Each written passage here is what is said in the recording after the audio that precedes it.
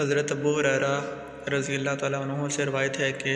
رسول اللہ صلی اللہ علیہ وآلہ وسلم نے ارشاد فرمایا،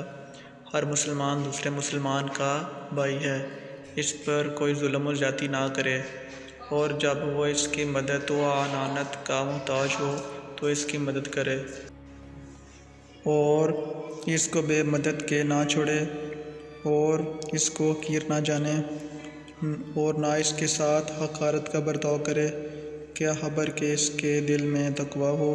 جس کی وجہ سے وہ اللہ کے نزدیک مکرم اور محترم ہو۔ پھر آپ نے 3 بار اپنے سینے کی طرف اشارہ فرماتے ہوئے ارشاد فرمایا کہ تقویٰ یہاں ہوتا ہے۔ ہو سکتا ہے کہ تم کسی کو اس کے ظاہری حال سے معمولی آدمی سمجھو، اور اپنے دل کے تقوی کی وجہ سے وہ اللہ کے نزدیک محترم ہو۔ اس لیے کبھی مسلمان کو حقیر نہ سمجھو۔ آدمی کے برا ہونے کے لیے اتنا ہی کافی ہے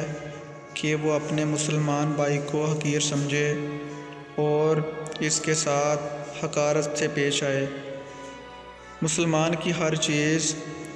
دوسرے مسلمان کے لیے قابل احترام ہے، اس کا خون، اس کا مال اور اس کی آبرو، اس لیے ناحق اس کا خون گرانا، اس کا مال لینا اور اس کی آبرو ریزی کرنا،